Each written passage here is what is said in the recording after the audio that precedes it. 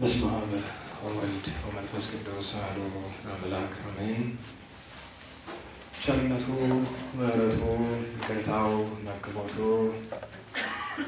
የማይቋረጥ በይቅርታው በምሕረቱ ለዘላለም ጸንቶ የኖረ የሚኖር ዘላለም ሥላሴ ይህችን ሰዓት ይህችን ዕለት ይህችን ስፍራ ይህችን ጸጋ ይህችን በረከት ባርኮ ቀድሶ ስለሰጠን ስላነሳን በድጋሚ ስሙ የተመሰገነ ይሁን።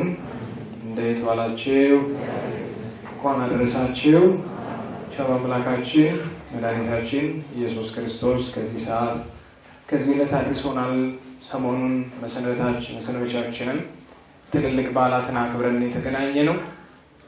በተለይ የመድኃኒታችን የአምላካችን የመድኃኔ ዓለም በዓለ ግዝረቱ ከጌታችን 18 በዓላት መካከል አንዱ ነውና ግዝረቱን አክብረን በረከት ተሳትፈን ነው የተገናኘ ነው በአምላክ ቸርነት። ከዚያ በተረፈ የነ ቅዱስ ባስልዮስን የነ ቅዱስ ኤልያስን የነ ቅዱስ ኖህን የነ ቅዱስ ዮሐንስ ወልደ ነጎድጓድን ዛሬ ደግሞ የታላቁ ቅዱስ መቃርዮስን ዓመታዊ በዓል ትናንት የቅድስት ሥላሴን ዓመታዊ በዓል አክብረን ነው የተገናኘ ነው።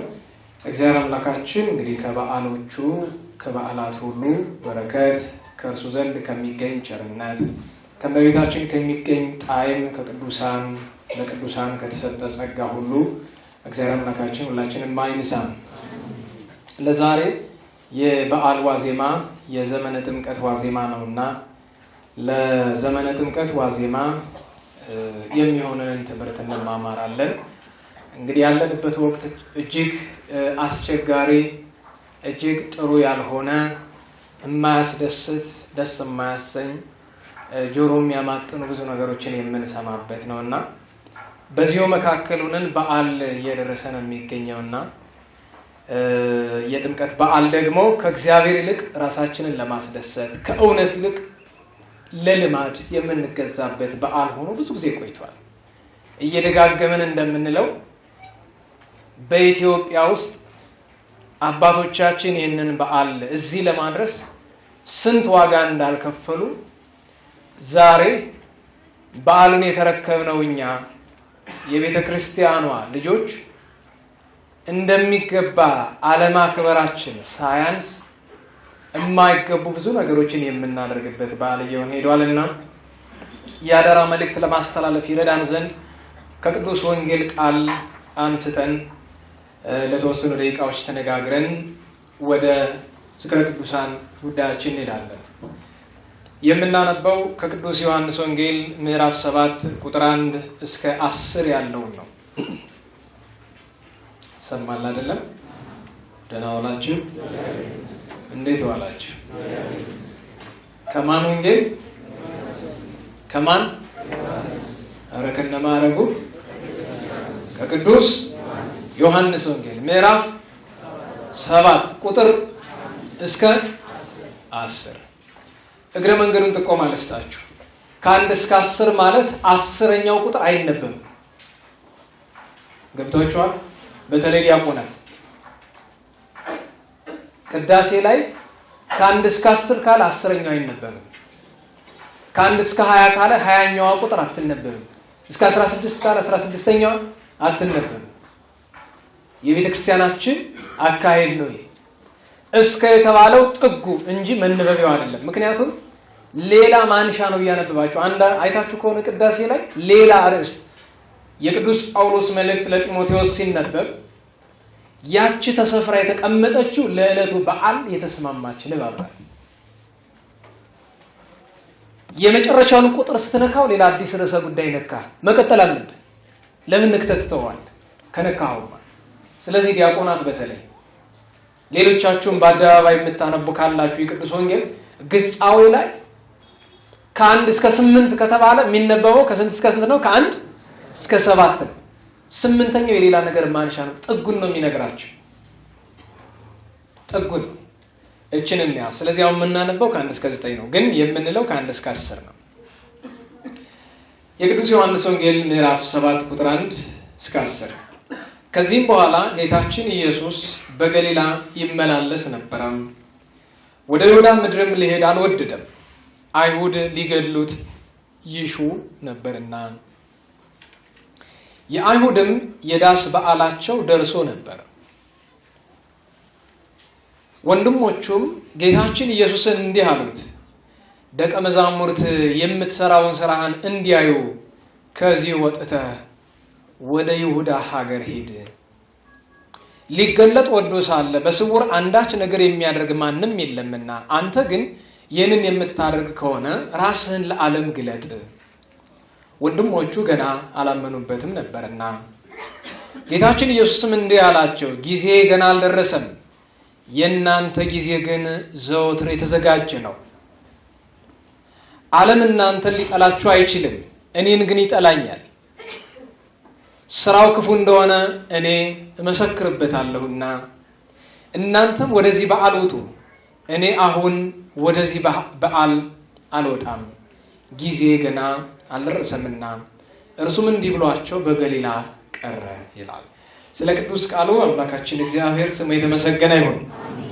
ጥቅል ነገሩ ለስም አጠራሩ ጌትነት ክብር ምስጋና አምልኮ ይሁንና መድኃኒታችን ጌታችን ኢየሱስ ክርስቶስ እኛን ለማዳን ከሰማያት የወረደ በማኅፀነ ድንግል በሕቱም ድንግልና ተጸንሶ የተወለደ ለኛ ሲል ሥርዓተ ጥምቀትን የሰራ በፈለገ ዮርዳኖስ በዮሐንስ እጅ የተጠመቀ መድኃኒታችን ኢየሱስ ክርስቶስ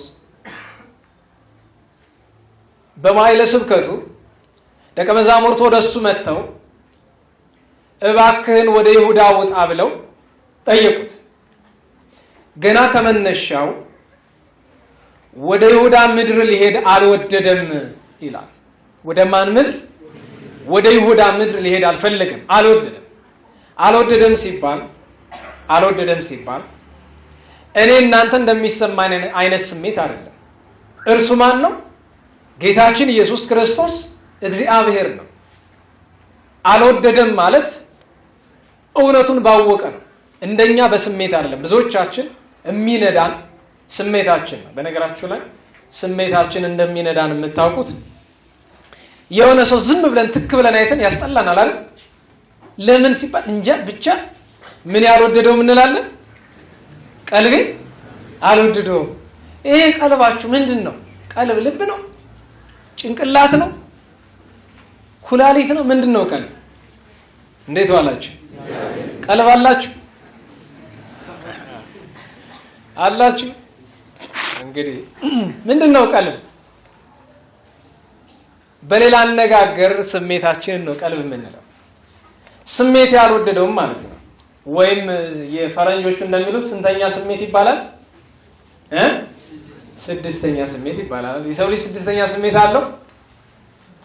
እግዚአብሔር ይመርምረው፣ እንግዲህ የፈጠረን እሱ ነው የሚያውቀው።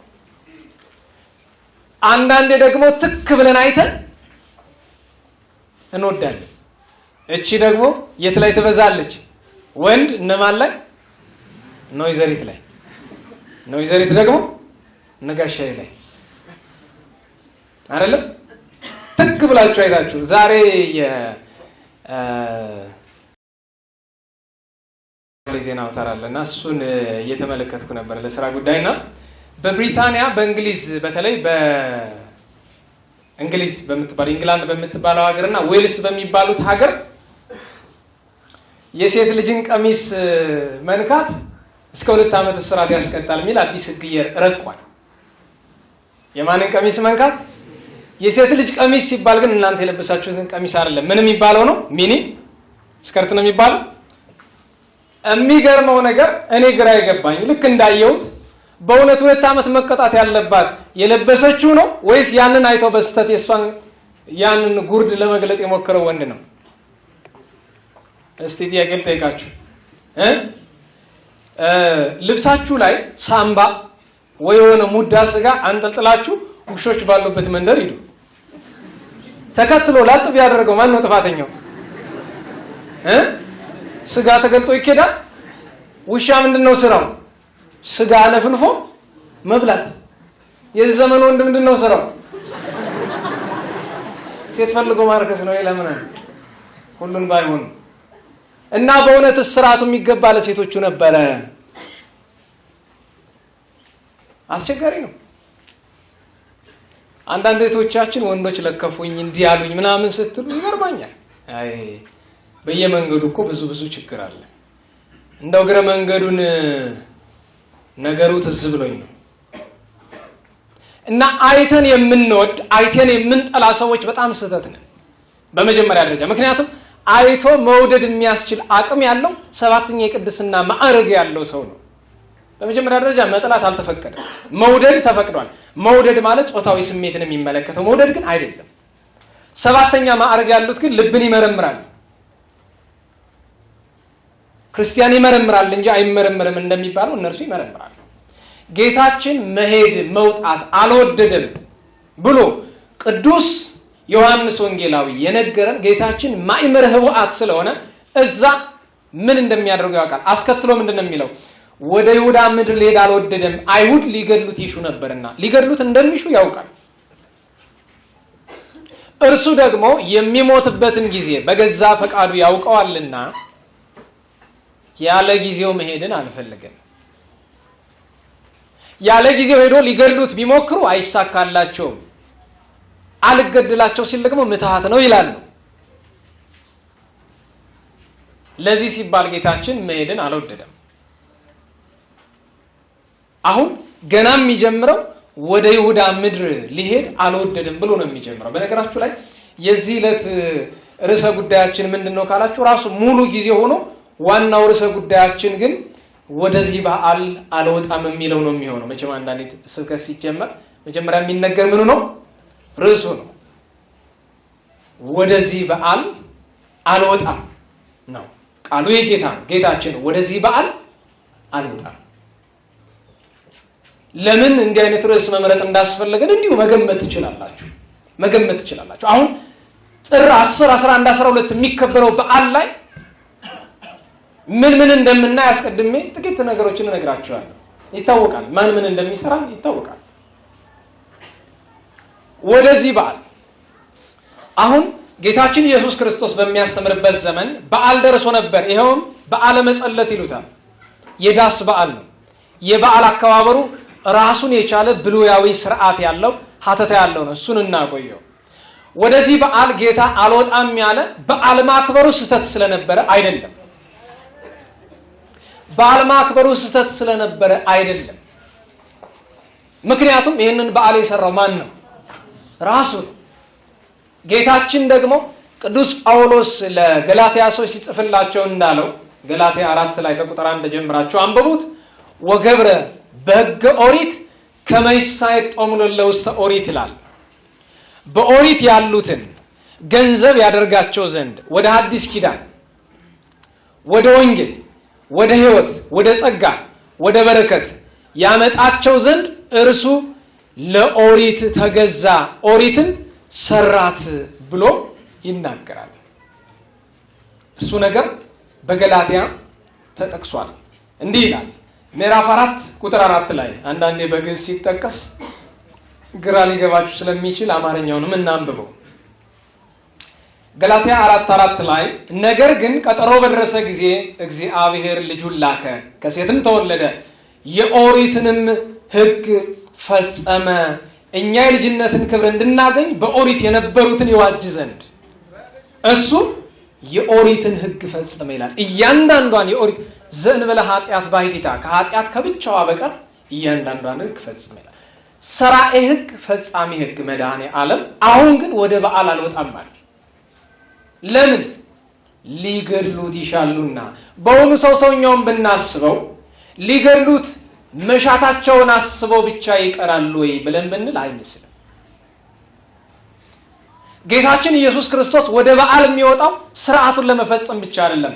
እዛ በዓል ላይ የሚቀርበው ምስጋና ለማን ነው? እንዴት ዋላችሁ? ምስጋናው ለማን ነው የሚቀርበው? ለእርሱ። መስዋዕቱ ለማን ነው የሚቀርበው? ሁሉ ነገር የሚደረገው ለማን ነው? ታዲያ ለእርሱ ወደሚደረገው በዓል እንዴት አልወጣም ማለት? ወደ በዓለ መጸለት፣ ወደ ዳስ በዓል ጌታችን አልወጣም ወደዚህ በዓል አለ። እስኪ ቃሎቹን እየተመለከትናቸው እንሄድና ማጠቃለያችን ላይ ስንደርስ ጥቂት ነገሮችን እናነሳለን። ወንድሞቹ ጌታችን ኢየሱስን እንዲህ አሉት ይላል። እነማን? ዛሬ በጣም ፈዛችኋል። ትንሽ ሙቀት አለ መሰለኝ አይደል? አለ አለ። እንግዲህ አረቆይማ ባለፈው አንድ ስምምነት ደርሰን አልነበረም? ነጠላ ልትገዙ አሁን እኮ ነው ትዝ ያለኝ። ምክንያቱም ሙቀት ስል ትዝ አለኝ ነጠላ ለብሻለሁ። ለምንድን ነው ያልገዛችሁት ነጠላ? ነጠላ እኮ የጸጋ መንፈስ ቅዱስ የመለኮታዊ ክብር የሰማያዊ ጸጋ ምሳሌ ነው። ይሄንን የምንለብሰው እኛ የኢየሱስ ክርስቶስ የመድኃኔ ዓለም ነን፣ የክብሩ ተሳታፊዎች ነን ስንል እኮ ነው። አትገዙ? ደህና ዋላችሁ? አትገዙ? እንገዛለን በሉ። አዎ ባትገዙ ወየውላችሁ አንልም መቼም። ቂሊንጦ ነው የምናወርዳችሁ አንላችሁ። ግን ዋናው ቂሊንጦ ውስጥ እንዳትገቡ። ሲኦል ቂሊንጦስ ቀላል ነው። ገብቶ ከማይወጣበት ቦታ እንዳንገባ ነጠላ እንልበስ። እህቶቻችን ተመስገን ነው። እንደው ባይሆን ደግሞ እናንተ ምን እነሱ በነጠላ ተሸፍነው ብሎ የሚያሟቹ አሉ። ውሸታቸው እንደሆነ አላውቅም። የዋሹ የእውነት ይናገሩ አላውቅም። ግን ጠዋት አስቀዳሽ ማታ ደናሽ ነው የሚባለው። በነገራችሁ ላይ ዳንስ ምን ማለት ነው? ሊቁ የኔታ ንቡረ ኤርሚያስ ምን ይላሉ? ዳንስ የሚለው የእንግሊዘኛ ቃል ከግዕዝ የተወረሰ ነው። ደነስ ማለት በደል ማለት ነው። አስበደነስ ማለት በዝሙት የሚገኝ ገንዘብ ማለት ነው። እና ዳንስ ማለት መበደያ መሳሪያ፣ አምላክን እግዚአብሔርን መበደያ መሳሪያ። ትዳንሳላችሁ? አቤት መድኃኒዓለም ታረጉታላችሁ። ስትዳንሱ ቀን እግዚአብሔር እግራችሁን ይቆረጥላችሁ።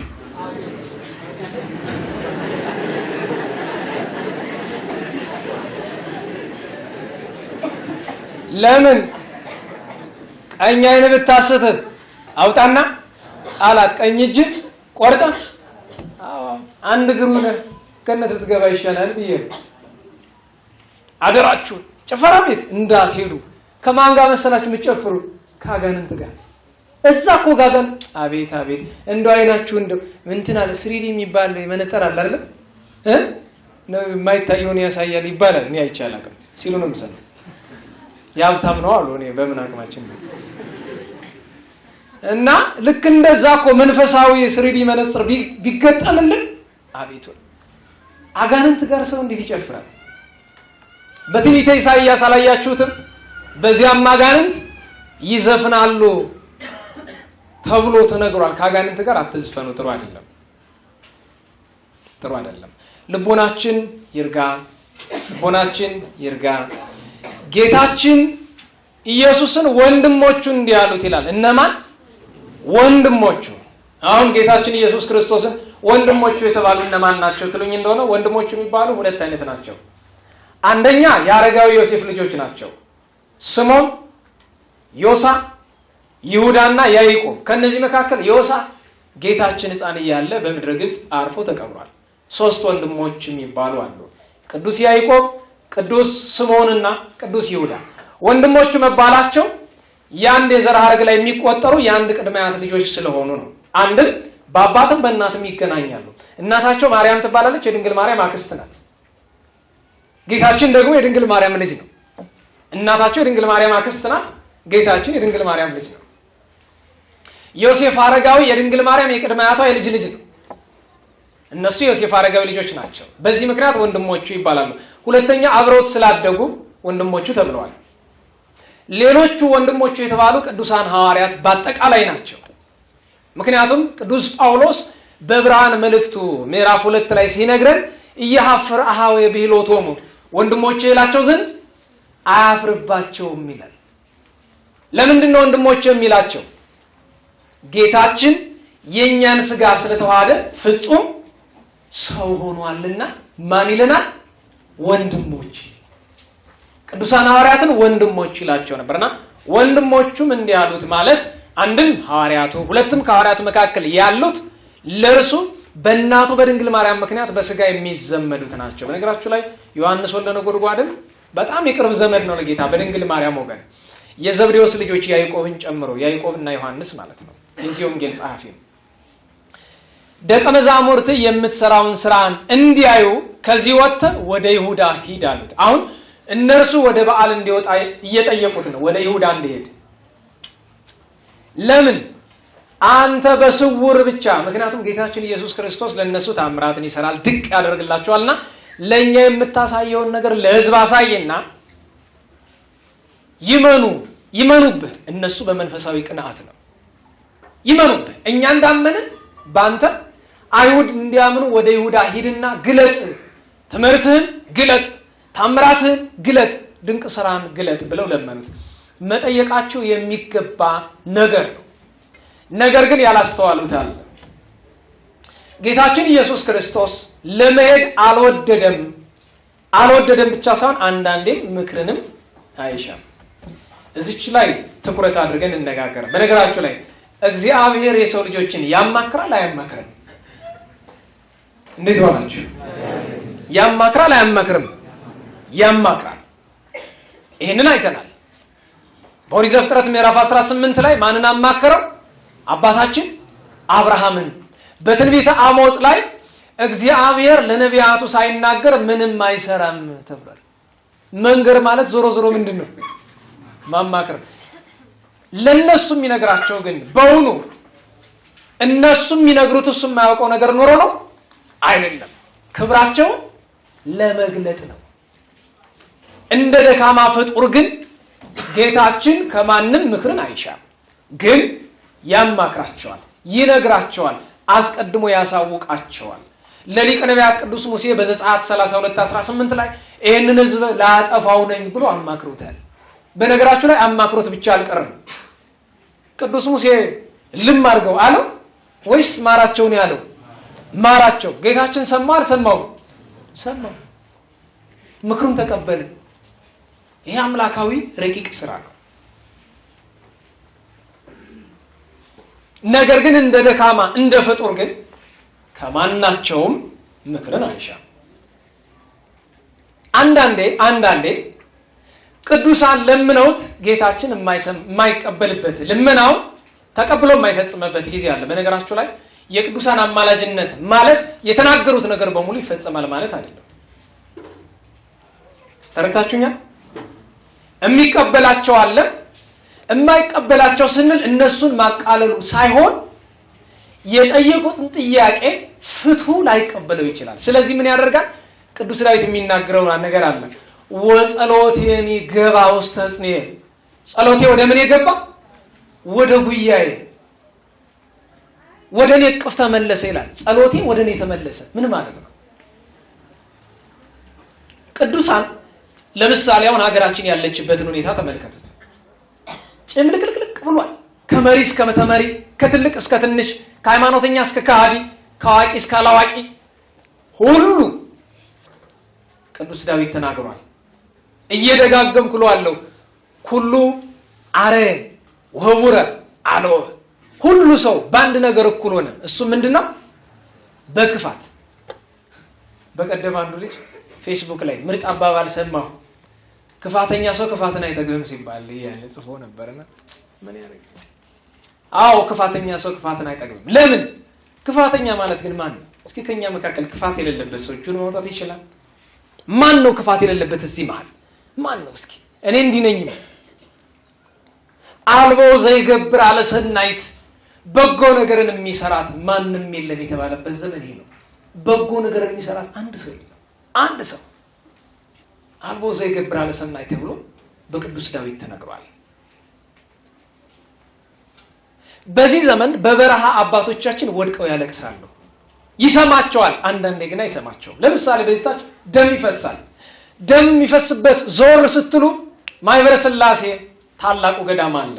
የነዛ አባቶች ጸሎት የት ሄዶ ነው በእውኑ ጭልጋና መተማ ያ ሁሉ ደም ይፈሰሰ ብትሉኝ፣ የነሱ ጸሎት የሚሰራው ፍትሐ እግዚአብሔር እስኪመጣ ነው። ፍትሐ እግዚአብሔር ሲመጣ ግን ጸሎታቸው ተመልሶ ወደ እነሱ ይመጣል ማለት ለራሳቸው ጸጋ ክብራቸውን እጥፍ ድርብ ያደርግላቸዋል። መቅሰፍቱ ግን አይከለከልም፣ ይመጣል። አዎ ዳሩ ሲነካ አባቶቻችን ይላሉ፣ ገዳም ሲገደም ምንድን ነው የሚባለው? ዳሩ እሳት መሃሉ ገነት ነው የሚባለው። አሁን ዳሩ ሰዓት የሆነ ቦታ የለም። መሀሉ ነው ሰዓት የሆነ ባለፈው የዛን አንበሳ ተረት ነግሬያቸዋለሁ አይደል? ከሰዓት ወዲህ ነው ከሰዓት ወዲያ ሲባል ሰዓቱ ራሱ ነው ይላል። አሁን ሰዓቱ መሀል ገብቷል። እንደ ድሮ ዳር አይደለም። ድሮ ሶማሊያ፣ አፋር፣ እዛ ድንበር እዚህ ድንበር ነው የሚባለው። አሁን አፍንጫችን ላይ ነው ያለው። ነገ ደግሞ የት እንደሚመጣ እሱ መድኃኒዓለም ይሁን። ምክንያቱም ከተማ የገባ ቀን ይህች ሀገር ሶሪያ አይደለም የምትሆነው፣ ይህች ሀገር የመን አይደለም የምትሆነው። የመንና ሶሪያማ ቀላል ነው። ለምን? አንድ ቋንቋ ነው የሚናገሩ፣ አንድ እምነት ነው ያላቸው። እነሱ በአንድ ቋንቋና በአንድ እምነት እንዴት እንደተባሉ ይዩት። እኛ እምነታችን ስንት ነው? 99። ቋንቋችን ስንት ነው? 99።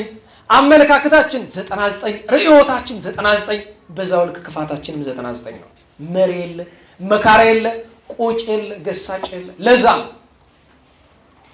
እግዚአብሔር የቅዱሳኑን አማላጅነት ከባድ ፍርዱ እስከሚደርስ ድረስ ይቀበላል። ሲምር ይቆያል።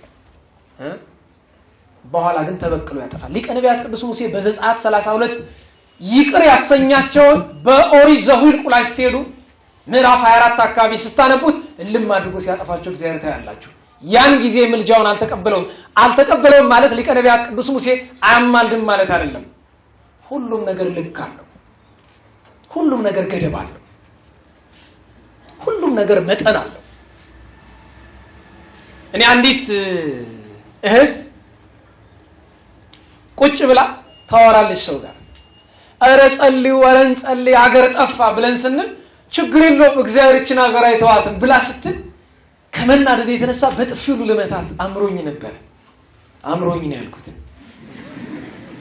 ያምራል አይደል? አንድ ጊዜ አንዳንድ ጮል ልታሩት ግን ያው ጥሩ አይሆንም። ለምን? ዲያቆን በጥፊ ከተማታ አከተመ ዘኢያነስ እዲሁ ለዘቢጥ ይላል። ዲያቆን በጥፊ ይማታል? ደህና ዋላችሁ? ተናገሩ እንጂ ይማታል? ሲማታ አይታችኋል? ሂዱና ለአቡነ ኤልሳ ተናገሩ፣ ክህነቱን አስይዙበት። አዎ በጥፊ የተማታ ልናዘዝ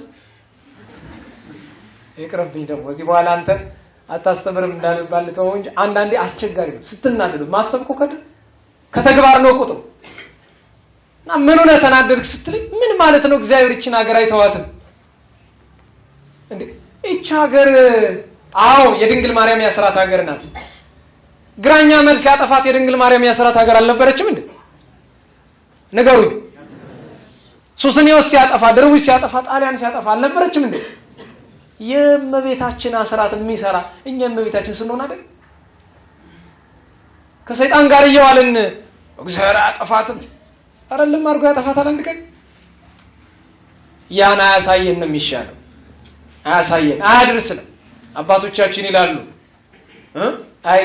አይጣልን ትተሽ እግዚአብሔርን ታማሪያለሽ ይላሉ። አይጣል።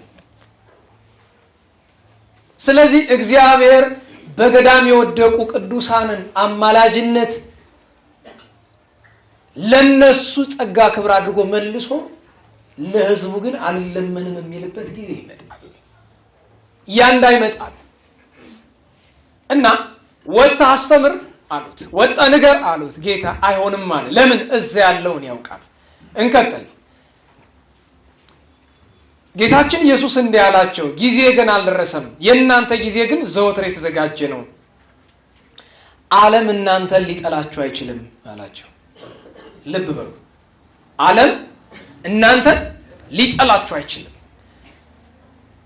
እንዲያው በግዕዙ የሚለው ዓለምስ ያፈቅር ሊአሁ፣ በሌላ አንቀጽ ዓለም የእርሱ የሆነውን ይወዳል። በዚህ ወቅት ላይ እነሱ ተመሳስለው ነው የሚኖሩት። በኋላ ጌታችን በዮሐንስ ወንጌል ምዕራፍ 16 እዚህ ወንጌል ላይ ምን ብሏቸዋል? እኔን ከጠሉ እናንተንም ይጠሏቸዋል፣ እኔን ካሳደዱ እናንተንም ያሳድዷቸዋል ብሏቸዋል። እዚህ ላይ ግን እናንተን ዓለም አይጠላችሁም አላቸው። ለምን? ቅዱሳን ሐዋርያት በዚህ ጊዜ ገና የብስለት መንፈስ ቅዱሳዊ ብስለት ላይ አልደረሱም ነበርና ከዓለሙ ጋር ተመሳስለው ይኖሩ ነበር። መመሳሰል እንዲህ ከተባለ ደገኛው የሐዋርያት አለቃ ቅዱስ ጴጥሮስን ለምሳሌ እንመልከተው። ደገኛው ቅዱሱ ሰው ጌታችን በተያዘባት ሌሊት በዮሐንስ ወንጌል ምዕራፍ 18 ላይ ይዘውት ወደ ሊቀ ካህናቱ ግቢ ሲገቡ መጥቶ ከበር ላይ ቆመ። ዮሐንስ ወንጌላዊ ወጣና በር ጠባቂዋን አስገቢው አላት። ገባ። ሄዶ ከወታደሮቹ ጋር አብሮ ምን ይሞቅ ጀመረ? እሳት። ምን ለማድረግ? ለመመሳሰል። ለምን? የጌታ ደቀ መዝሙር እንደሆነ ከታወቀ አዎ በጌታ ላይ የሚደርሱ ሊደርስበታል። ከዚያም ብሶ አንተ እሱ ደቀ መዝሙር ነህ ሲባል ነኝ አለ። ምን አለ? የምትሉትን አላውቀውም። ደግሞ ቅዱስ ጴጥሮስ እንዳትነቅፉ እነደናቁርት እግዚአብሔር ስራ ነው ይሄ። እንደዚህ ብሎ አንዳንዱ ሰባኪ ነኝ ብሎ ፓስተሩ ምኑም እንደሚለው ወጥቶ ኤው ካደኮ ጴጥሮስ እና የካድክስ አንተ አልካደም። ይሄ ሌላ ጉዳይ። ማመን ያለብን ነገር አለ። ቅዱስ ጴጥሮስ ሰው ነው እግዚአብሔር ነው እና ታዲያ ቢስት ምን ነው ድንቁ? ለኛ ትምህርት ሊሆነን እኮ በቃ ምን ድንቅ ነው? ፈጣሪው አልቆጠረበት እንኳን እኛ ቅዱሳን ሐዋርያቱ ተመሳስለው ነበር የሚኖሩት ነው። ለዚያ ነው ዓለም እናንተን አይጠላችሁም ሊተሰይ ጸላን እኔን ግን ይጠላኛል እናንተን አይጠላችሁም ተባለ። በነገር ዓለም እንዲጠላን ወይ ሰዎች እንዲጠሉን አይደለም። ግን ስታስቡት የመወደድ ልኩ ውሸት ከሆነ የመወደድ ልኩ ዘረኝነት። እኔ በነገራችሁ ላይ በዚህ ዘመን በጣም የሚገርመኝ ምንም ሆናችሁ መትረፍ አትችሉም። ትግሬ ብትሆኑ አማራና ኦሮሞ አንቆ ነው የሚገላችሁ። አማራ ብትሆኑ ትግሬና ኦሮሞ አንቆ ነው የሚገላችሁ። አሁን ኦሮሞና አማራ ሰሞን ፍቅር ምናምን ብለው ነበር አይደል? አላሁን ይሄ ፍቅር ባህር ዳር ላይ እነዛ ተኝተው መከራቸውን የሚወጣቶች ከየት ነው የመጡት? ከሰማይ ነው። ከየት ነው የመጡት? ከኦሮሞ ምድር ነው። የት ይመጣሉ? ማን ነው የኔን ያደረገ? እግዚአብሔር ይወቀው፣ እግዚአብሔር ይመርምረው። ምኑን አውቀ ነው?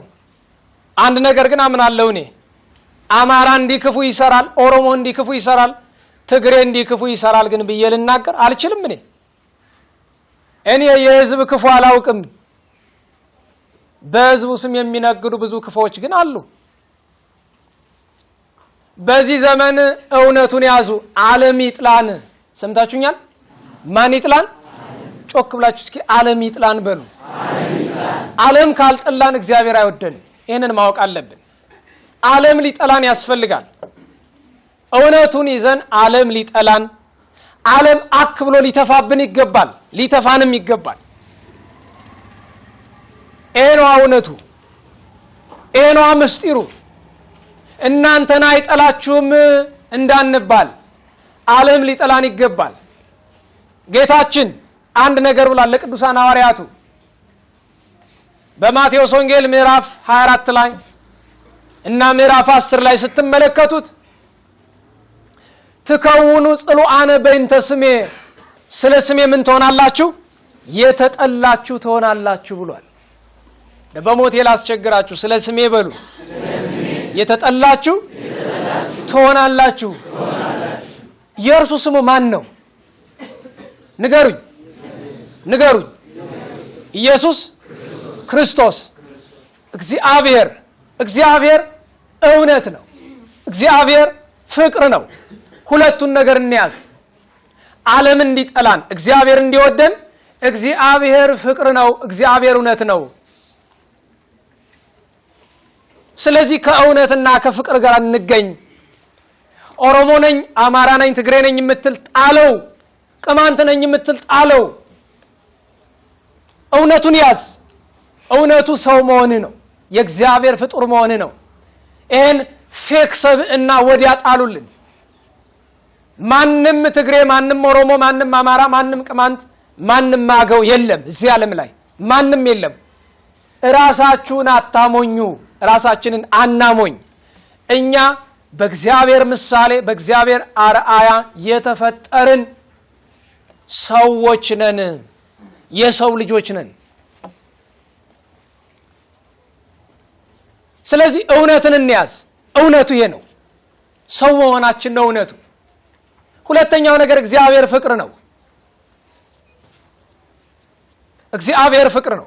ዮሐንስ በመልእክቱ እስመ እግዚአብሔር ፍቅር ውእቱ ብሎናል። እግዚአብሔር ፍቅር ነው። ፍቅርን እንያዝ። እንዲያው በእውነቱ ጠላቶቻችሁን ውደዱ ተብሎ በተራራው ስብከት የተነገረን እኛ ክርስቲያኖች ኦሮሞ፣ አማራ፣ ትግሬ፣ ቅማንት ብለን ስንጋደል አያሳፍርም? አያሳዝንም? በእውኑ ያችን እናት ልጇን እንዳቀፈች አንዷን በጥይት አንዷን በእሳት የመታ ማን ነው? በቀደም በተደጋጋሚ ስልክ ይደወል ነበረ። መንደሩ ሲቃጠል እሳቱ መጥቶ ቤተክርስቲያኑ ላይ ደረሰ። ታቦቱን ይዘው ወጡ። እየደወሉ ድረሱልን። ምሽት 12 ሰዓት ተኩል ላይ ከዚህ ተነስተን ጭልጋ በምን እንድረስ? እምንደርስበት መንገድስ ቢኖረን በየትኛው ድፍረታችን እንሄድ ይሆን? እሰቡት እስኪ። ይሄንን ሁሉ ጭካኔ ከምን አገኘ ነው? ከአጋንንት ጋር ስለተጋባን። በእውኑ በዚህ ዘመን ኢትዮጵያ ውስጥ ያሉ ሴቶች ባላላቸው ለኔስ አጋንንት ይመስሉኛል ባሎቻቸው። በዚህ ዘመን ያሉ ወንዶች ሚስት አሏቸው፣ እኔስ ያንዳንዶቹ ሚስቶች አጋንንት ይመስሉኛል። እኔ ከአጋንንት ጋር ተጋብቷል ይሄ ትውልድ። እንዴት ነው ነገሩ? ዓለም እናንተን አይጠላም እየተባልን ነው። ለምን? እንደ ዓለሙ በክፋት እየኖርን ነው። ሊተሰይ ጸላኒ እኔን ግን ይጠላኛል። ለምን? ስራው ክፉ እንደሆነ እኔ መሰክርበታለሁና ይላል። በግዕዙ እዛልፎሙ በከመ እከየ ምግባሮሙ፣ እንደ ምግባራቸው ክፋት እዘልፋቸዋለሁ ይላል። አዎ ዛሬ እውነትን የሚናገር ማን ይወደዋል?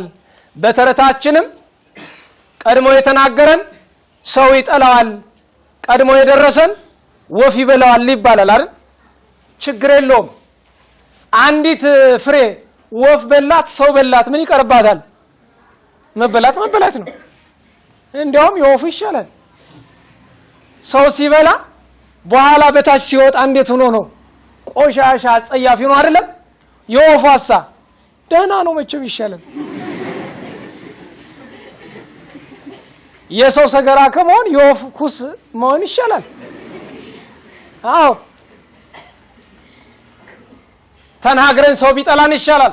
ተናገሩ ማለት ደግሞ በአደባባይ ለፍልፉ ማለት አይደለም። ለሁሉም ጊዜና ቦታ አለው። ከእውነት ቦታ እንገኝ። ለዚያ ነው እዛልፎሙ በከመ እከየ ምግባሮሙ ካለ በኋላ እናንተ ወደዚህ ባህል ውጡ፣ እኔ አሁን ወደዚህ ባህል አልወጣም ብሎ አለ። ለምን ብትሉኝ፣ አንደኛ ሊገድሉት ይፈልጉ ነበር። ሁለተኛ በዓሉን እንደሚገባ አያከብሩትም ነበር። ሶስተኛ በበዓል ከእግዚአብሔር ይልቅ የገዛ ፈቃዳቸውን ይፈጽሙ ነበር። የዛሬ መልእክቴ እነዚህ ሶስት ነገሮች ናቸው። ጌታ ወደ ይሁዳ ወደ በዓል አልወጣም ያለ በእነዚህ በሶስቱ ምክንያት ነው። አንድ ሊገድሉት ስለሚፈልጉት፣ ሁለት የታዘዘውን ትእዛዝ ስለማይፈጽሙ፣ ሶስተኛ የግል ፈቃዳቸውን ስለሚያደርጉ ከእግዚአብሔር ፈቃድ ይልቅ ለግል ፈቃዳቸው ስለሚገዙ ነው። ለዚህ ነው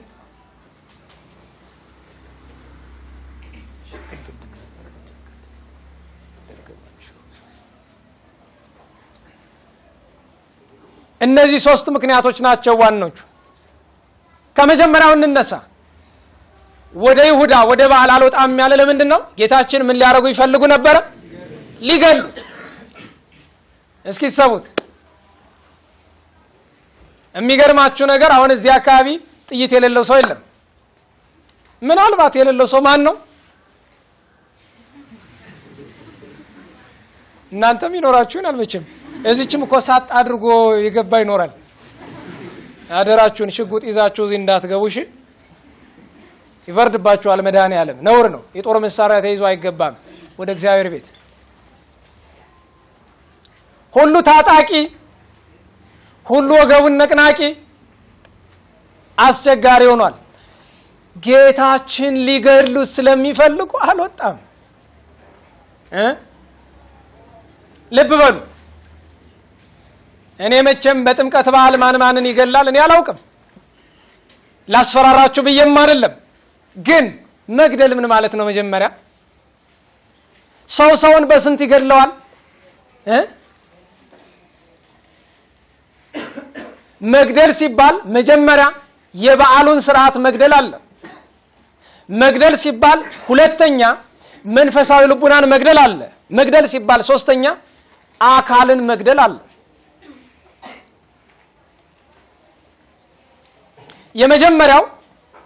የመጀመሪያው ትልቁ ነገር የበዓሉን ስርዓት ብዙዎቻችን ገድለነዋል። እኔ አሁን በጥምቀት በዓል በጣም ያስገርመኛል። ሊቃውንቱ ከሚያደርጉት በቀር መንፈሳዊ ነገር የሌለበት በዓል ምንድነው ብትሉኝ ጥምቀት ነው። ምን መንፈሳዊ ነገር አለ? ቲሸርት ይሰራል፣ ጃኖ ይሰራል፣ ጥንግድርብ ይሰራል። ይሄ ሁሉ ለእግዚአብሔር ምን ያደርግለታል? ልብህን የሰይጣን መጫወቻ አድርገህ ጃኖ ምን ሆኖ ለእግዚአብሔር? ያንተ ጃኖ እግዚአብሔር ምን ያደርገዋል? ያንቺን ጥልፍ እግዚአብሔር ምን ያደርገዋል? እኔ ጥልፍና ጃኖ እየነቀፍኩ አይደለም። ባዶ ጃኖና ባዶ ጥልፍ ግን ትርጉሙ ከገባችሁ ፈሪሳውያንን ጌታችን እናንተ የተለሰናችሁ መቃብሮች ብሏቸዋል። ሰምታችሁኛል? ምን አለ? የተለሰነ መቃብር ነው ዛሬ ተጠራቅሞ ያለ በላይ በታች። ነጭ ለብሰ ልብህን አቆሸሽ ስትወጣ አንተ የተለሰንክ መቃብር ነህ። ሲከፍቱት የገማ የአካል ብትንታኝ ያለበት የገማ ልብ ይዘን ያሳዝናል። ትልቁ ችግር በዓሉን መግደላችን ነው። በዓሉን የጥምቀት በዓል ከገደልነው እኮ ዛሬ አይደለም፣ በጣም ቆይቷል። የተወሰኑ ወጣቶች ላበታቸውን ጠፍ እያደረጉ ምንጣፍ ያነጥፋሉ፣ አስፋልት ይጠርጋሉ፣ ታቦቱን ያከብራሉ። እማዝነው ከነሱ ወጣቶች መካከል ግማሹ ሲያነጥፍ ቆይቶ ወጥቶ ሲደባደብ ነው የሚያመሽ። ይሄ ነው በረከት። አንዳንዴ ባንሰራው ይሻለናል። ታቦቱ አንጥፉልኝ አላለ። ባታነጥፍለት መላእክት እያነጠፉ ነው የሚሄዱት። እሱ ድንቅ ነገር አይደለም? ላንተ ነው የሚቀርብህ። ብታነጥፍ ለራስህ ነው፣ ባታነጥፍም ለራስህ ነው።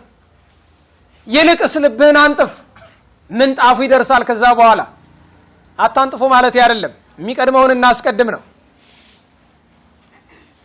በዓሉን ገድለነዋል። ለዚያ ነው ሊገድሉት ይፈልጋሉ። መግደል ማለት መጀመሪያ በዓሉን ነው።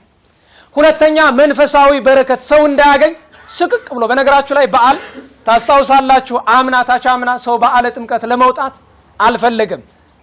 አንዱ ቦምብ ይፈነዳል ይላል፣ አንዱ ጥይት ይተኮሳል ይላል። አስቸጋሪ ነው። የዚህን ዓመት በዓል ለማክበር ፖሊስ ምን ሲል ሰምቻለሁ? ማንኛውም ሰው ታጥቆ መውጣት አይችልም ተብሏል አይደል? እስኪ እንግዲህ የሚከለክለው ማን እንደሆነ ልናይ ነው። ሰው ሞተ ብሎ ሲተኩስ የሚውል ሰው የጥምቀትም አንጃ። ሰው ፈርቶ አንድም ከበዓል ይቀራል፣ ሁለትም በዓል ላይ ሆኖ የእግዚአብሔርን ክብር ሳይሆን ምን ይመጣብኝ ይሆን፣ ልጆችን ምን ያድርጉ ይሆን እያለ ከተዘክሮተ እግዚአብሔር ተለይቶ ይውላል። ይሄ ሁለተኛ መግደል ነው። ሶስተኛው መግደል የአካል መግደል ነው። በዱላ የሚደበድብ አለ፣ የሚረግጥ አለ። እኔ በጣም ይገርመኛል። አንደኛው ትልቁ ችግር ይሄ ነው። ጌታ ሊገድሉት ስለሚፈልጉ ወደ በዓል አልወጣም አለ። ዛሬም ወደኛ በዓል ጌታችን በቸርነቱ እንዲመጣ ከፈለግን በዓሉንም ስርዓቱንም ጸጋውንም ፍጡሮችንም አንበድል፣ አንግደል፣ ልባችን ጥሩ አድርገን ወደ በዓል እንውጣ ነው። ሁለተኛው የተጻፈውን ስርዓት ስለማይፈጽሙ ጌታችን ወደዛ በዓል አልወጣም አለ። እስኪ የጥምቀት አከባበር ስርዓት ልንገራችሁ። መጀመሪያውኑ ታቦተ እግዚአብሔርና ታቦቱን የሚያከብረው ምእመን ቢቻል ከ2000 ክንድ በላይ ባይቻል እንኳን 40 ክንድ መራራቅ አለብን። ሰምታችሁኛል? እንዴት ዋላችሁ? ታቦተ እግዚአብሔርና እኛ ስንት ክንድ እንራራቅ? 40 ክንድ። ከ40 ክንድ ወዲያ አትቅረቡ ሲባል በራ ጥሩ ሰየው። እኔም ብዙ ከምጮህ የኛው ይሻለኛል። እና 40 ክንድ ለወንድሞቻችሁ ተናገሩ፣ ለእህቶቻችሁ ተናገሩ። 40 ክንድ እንራቅ፣ 40 ክንድ እንራቅ። ከታቦተ እግዚአብሔር 40 ክንድ እንራቅ። ቤተክርስቲያን ላይ ሲዞር 40 ክንድ ለመራቅ አይመችም አይደለም? ከአውደ ምሕረት እንውረድ። እኔ ይገርመኛል አንዳንድ ትልልቅ እንደው ባላባት ስለሆንክ በእግዚአብሔር ፊት እኮ ክብር የለህም። ባላባት ነኝ፣ 50 አለቃ ነኝ፣ ሻምበል ነኝ፣ ሜጀር ጄኔራል አይሰራም እሱ ሁሉ። ቤተክርስቲያን ስትመጣ ምእመን ነህ 4 ነጥብ፣ ዶክተር ነኝ ምናምን አይሰራም። ሲጀመር አውደ ምሕረት ላይ ክህነት የሌለው ሰው ከታቦት ጋር ምን ሊያደርግ ይወጣል? አዝማሪ ሁሉ ይወጣል። የሚገርማችሁ እየገዘገዘ ኧረ የብዳ ሀገር አሉ አባቶቻችን። ውረዱ በሉልን፣ አዝማሪ ውረድ፣ ክህነት የሌለው ሁሉ ውረድ። ክህነት ያለው ሰው ብቻ ነው ከታቦት እግዚአብሔር በፊትና በኋላ የሚሆን፣ ሌላ ማንም ሰው አይሆን። ከሊቃውንት ከካህናት ከዲያቆናት ከሊቃነ ጳጳሳት በቀር ማንም ሰው አውደ ምሕረት ላይ አይወጣም። ታቦት እግዚአብሔር ፊት አይቀርብም። ስናከብረው ያከብረናል፣ ስንንቀው ወደ ተናቀች ገሃነመ እሳት ይወረውረናል። አዎ በፍርድ ቀን አላውቃችሁም እንዳይለን። አዎ የሞኛ ሀገር 10 ደናግል በማቴዎስ ወንጌል ምዕራፍ 25 የተጠቀሱ አሉ አይደለም? 10 ደናግል 5ቱ ምንድናቸው? ጥበበኛ፣ 5ቱ ሰነፎች ናቸው አይደል? አንድ ሰርግ ነውና 10 ሚዜ 5 በሷ 5 በሷ አድርገዋልና 10 ሚዜ እኔ እኮ ከምን እንደሚያመጣው ሰው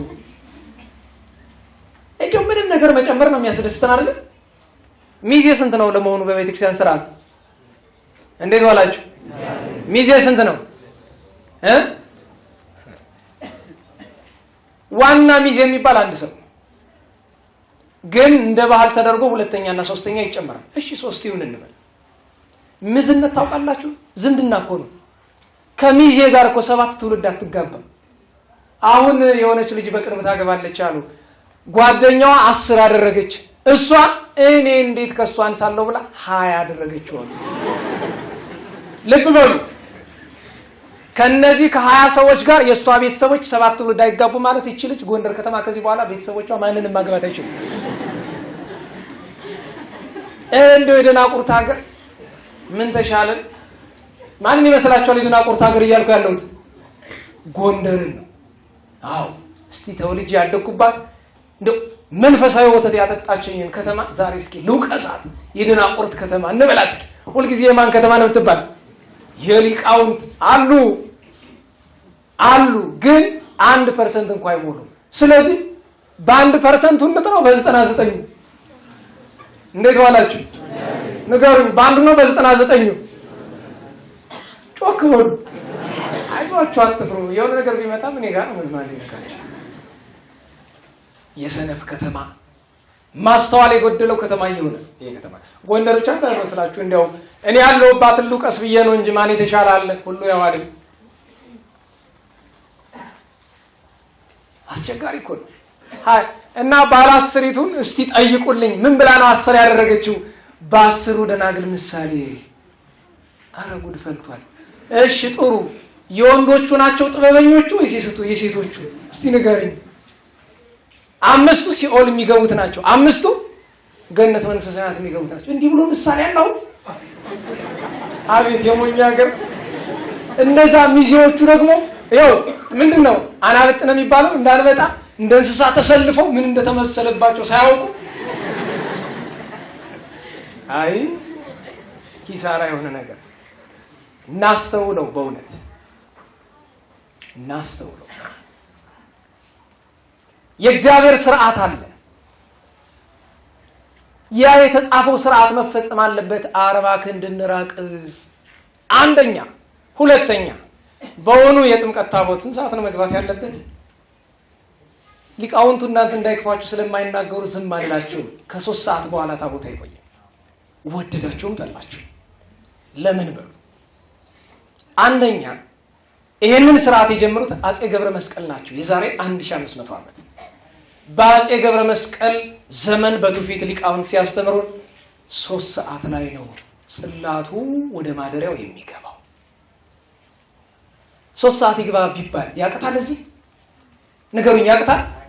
ከጥምቀተ ባህሩ መንበረ መንግስት መድኃኔዓለም ለመድረስ ከ1 ሰዓት በላይ ይወስዳል? አይወስድም። ለምንድን ነው ታዲያ እስከ 11 ሰዓት ታቦት እግዚአብሔር የምናስቀኝ? እስኪ ሁለተኛ ነገር ልንገራችሁ። የጥምቀት ቀን መጾም ይቻላል አይቻልም? እንዴት ዋላችሁ? ይጾማል አይጾምም? አይጾምም። የጥምቀት የልደት የትንሣኤና የዘመነ ፋሲካ የሚጾም ሰው የእግዚአብሔር ወደረኛ ነው። ካህናት ታቦተ እግዚአብሔር ተሸክመው ይበላሉ፣ ይጾማሉ። ለምንድን ነው የምናጾማቸው ካህናቱን? ማን ነው እያጾማቸው ያለ?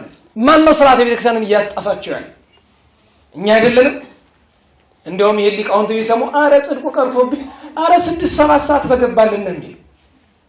6-7 ሰዓት ተአምር እንዴት ብሎ ማን አሳልፎት? ሲጀመር ከታቦተ እግዚአብሔር በፊት አትሆኑ። ደጋግሜ እናገራለሁ። 3ኛ ስርዓት ይሄ ነው። አንደኛ 40 ክንድ እንራቅ። 2ኛ ታቦተ እግዚአብሔር ከሰለስት በኋላ የለም ወደ ማደሪያው መግባት አለበት። ተደረገም አልተደረገም እውነቱ ይሄ ነው። ወደዱትም ጥሉትም እሱ የናንተ ጉዳይ። እውነቱ ግን ይሄ ነው። ከ3 ሰዓት በኋላ ታቦተ እግዚአብሔር አይቆይም። ምን ሊያደርግ ይንገላታል? ሲጸለይ ምንድነው የሚባለው? አንዳንድ ጊዜ እንደውም እኮ ካህኑን ከደብሩ ህዝቡን ከሀገሩ ታቦቱን ከመንበሩ ያናውጽብን ነው የሚባለው። ቶሎ ነው የሚመለስ። ታቦተ እግዚአብሔር ወጥቶ አይቆይም። አዳር እንኳን ቢያድር ሌላ ቦታ መንበር ተዘጋጅቶለት እኮ ነው የሚያድር። ዝም ብሎ እኮ አይደለም። ወትሮ እኮ አድርም ነበረ። በአፄ ገብረ መስቀል ደርሶ ነው የሚመለስ። አያድር። ሌሊት ወጥቶ ረፋድ ላይ ነው የሚመለስ። ምክንያቱም የጥምቀት ቅዳሴ ሌሊት 9 ሰዓት 10 ሰዓት ማለቅ አለበት። ስርዓቱ እሱ ነው። እዚህ ቅዳሴ እስከ 11 እስከ 12 ይቆያል። አዲስ አበባ ነው ለዚህ ስርዓት ጥሩ። ሸዋ በዚህ ስርዓት አደንቃለሁ። ሸዋ ሌሊት ነው ልደትም ጥምቀትም የሚቀደስ። ይሄ ነው እውነቱ። አዎ ማድነቅ ጥሩ ነው። የሊቅ አገር ብትሆንም አንዳንዴ ደግሞ ማስተዋልም ጥሩ። 3ኛው ስርዓት ከታቦተ እግዚአብሔር ፊት አትሂዱ፣ በኋላ ሁኑ። ከእግዚአብሔር ታቦት ፊት ለአገልግሎት ከተቀመጡ ሰዎች ውጭ ማንም መሆን አይችልም። ወደድነውም ጠላነውም ይሄ ነው እውነቱ። ጌታችን ወደ በዓለ መጸለት መውጣት አልፈለገም። ለምን? ስርዓት አይጠብቅም፣ ስርዓት ይጣሳል። በእውኑ እግዚአብሔር ወደኛ በዓል ክብረ በዓል ታውቃላችሁ፣ የጥምቀት ቀን ድንግል ማርያም ትመጣለች። ቀርታ አታውቅም እኮ ቸር ስለሆነች ብቻ ነው። እንዴት እያዘነችብን እንደምትሄድ አባቶች ነው የሚያውቁ። መታ ባርካን አይደለም አዝናብን ነው የምትሄደው። ግን ቃል ኪዳን ስለሆነ አትቀርም። እናታችን ቅድስት ፍኖተ ሕይወትን ወይም ቅድስት ወለተ ማርያምን አስከትላ ስውር እናት ሌሎች ጎንደር ከተማ የተሰወሩ እናቶች አባቶችን አስከትላ ትመጣለች። ግን አዝናብን ነው የምትሄደው።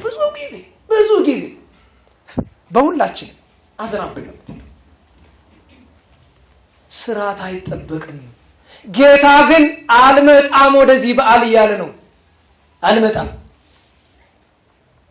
3ኛ ጌታ ወደዛ በዓል መውጣት የማይፈልገው ሰዎች ከፈጣሪያቸው ከሱ ፈቃድ ይልቅ ለገዛ ፈቃዳቸው ነው የሚገዙት። እኔ ይገርመኛል። ጥምቀት በዓል ሲደርስ ልብስ የምናሰፋው በእውነት ለእግዚአብሔር ክብር ነው። ይሄ ሁሉ ልብስ የሚገርማችሁ አንዲት ሱሪ ወስጄ ስፋልኝ ብዬ ከሰጠው ስንት ጊዜው ነው። ኧረ እባክህ አድርስልኝ ብዬ ስለው እንዴ የጥምቀት ስራ ላይ ነኝ። ያንተ እኮ የጥምቀት ልብስ አይደለም ዝም ብሎ ሱሪ ነው ነው። እንግዲህ ይሰሙት። ለጥምቀት ያልሆነ ቀሚስ ንገሩኝ እንጂ ወረ ልባችን በበጠሰው እንደው ቀሚሱን ትቶ ጥሩ ነበር። ለእግዚአብሔር ክብር ካደረግነው ልብሱም ጥሩ ነው። ግን አይመስልም 10 8 6 ሆነ ተቧድነ ዱላውን ይዞ መጠጣት መብላት መጨፈር። እኔ የሚገርመኝ ጭፈራዎቻችን ራሱ እስኪ ጥያቄ ልጠይቃችሁ። የጥምቀት ቀን የሚጨፈር በጣም ብዙ ትርጉም የሌለው ነገር አለ። በተለይ ወጣቶች እስኪ ጥያቄ ልጠይቃችሁ። እንደው ከልደት ልጀምር። አሲና በል አሲና ገናይ ምን ማለት ነው? እንዴት ዋላችሁ እህቶች? ዝም በሉ። እንዴት ዋላችሁ ወንድሞች? አሲና በል አሲና ገናይ ምንድን ነው? ምን ማለት ነው? ይሄንን ትርጉም የምታውቁ ካላችሁ የምትፈልጉትን ትሸለማላችሁ። እስኪ ጠይቁ ይሉ። ምን ማለት ነው? ብዙ ሰው አሲና በል አሲና ገናይ ይላል። ምን ማለት ነው? አባቶቻችን የሚሉት ነገር አለ። የጅል ዘፈን ሁልጊዜ አበባዬ ይላል። ሞቅ ሲለ ደግሞ በለው ጣለው እያልክ ትጨፍራለህ። አንተኑ ነው ግንባርህን ብሎ የሚጥልህ። ትርጉም የለሽ። እኔ አሁን ጥምቀት ላይ በጣም የሚገርመኝ አንድ እንትን አለ። መቼም ጸያፍ ነው ግን ልናገረው። አሹቂጤ የሚባል ዘፈና ምንድን ነው? ምን ማለት ነው ትርጉም?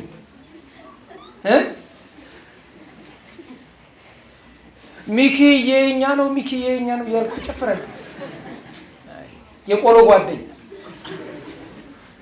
ልብ ካለ ከንቲባውን፣ ጸጥታ አስተዳደር ኃላፊውን፣ ኮሎኔሉን፣ ኮማንደሩን እንደሱ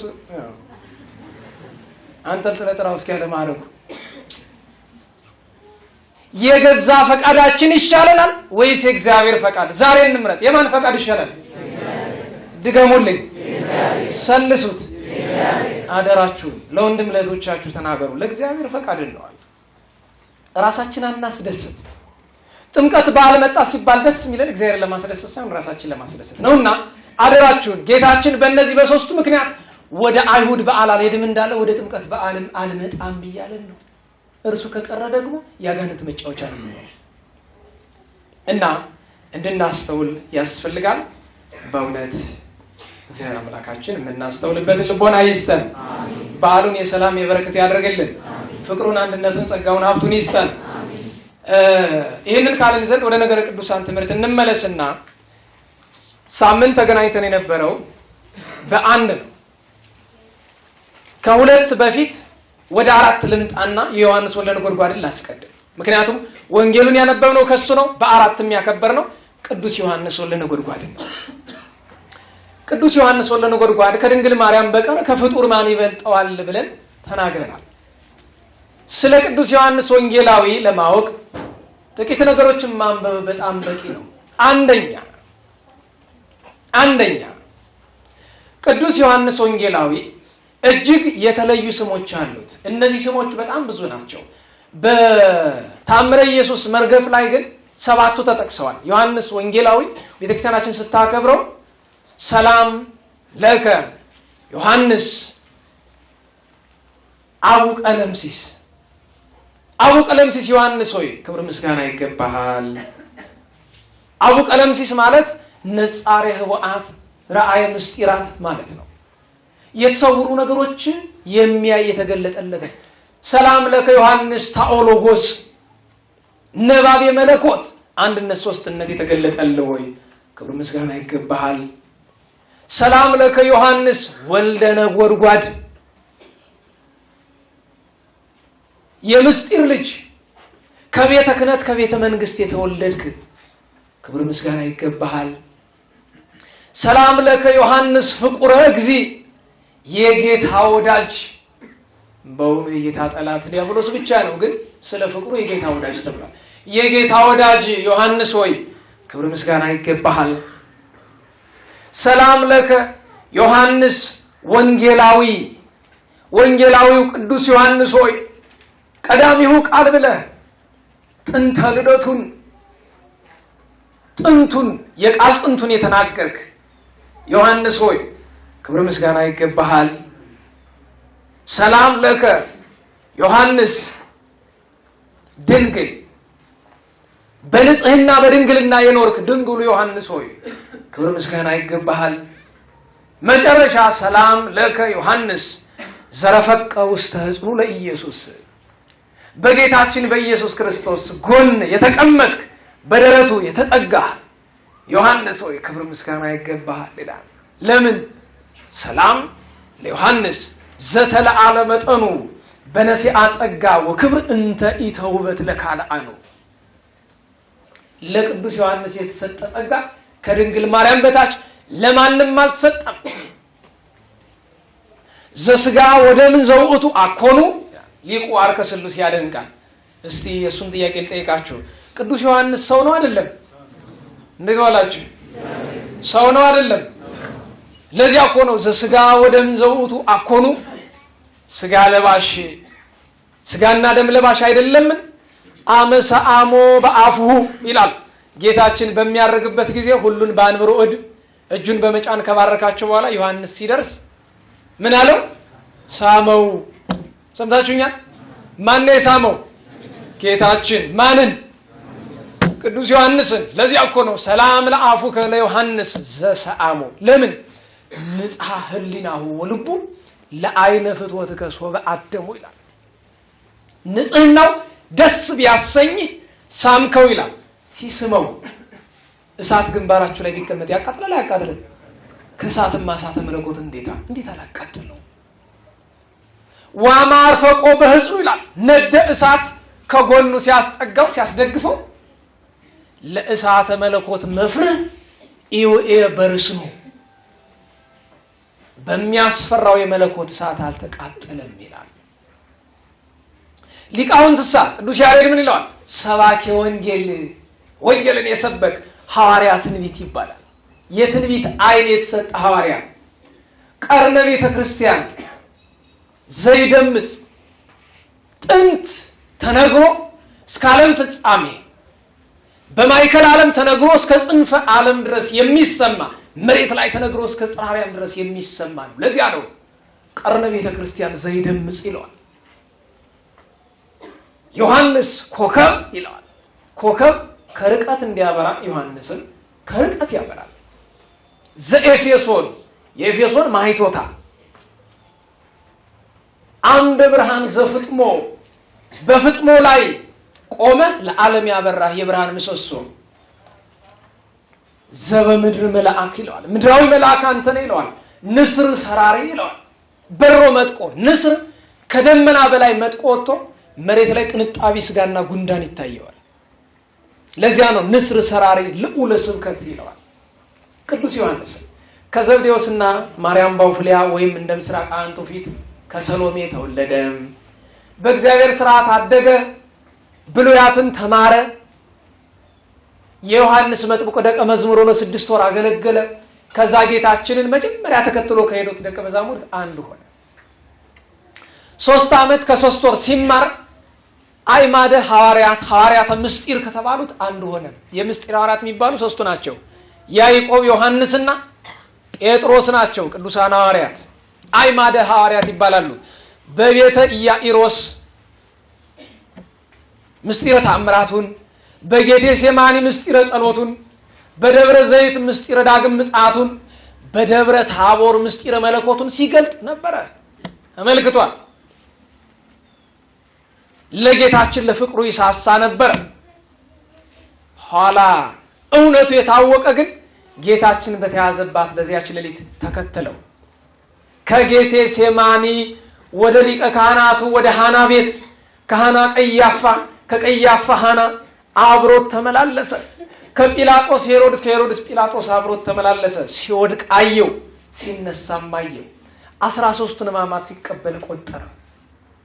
ዮሐንስ ወንጌላዊ የጌታችን ሕማማት በዚህ ምክንያት ምን ተባለ? ቁጹረ ገጽ ፊቱ 70 ዘመን ተቋጥሯል። ያ ብቻ አይደለም፣ የክርስቶስን መከራ ያሰበ ክርስቲያን ማለት የክርስቶስን መከራ የሚያስብ ነው።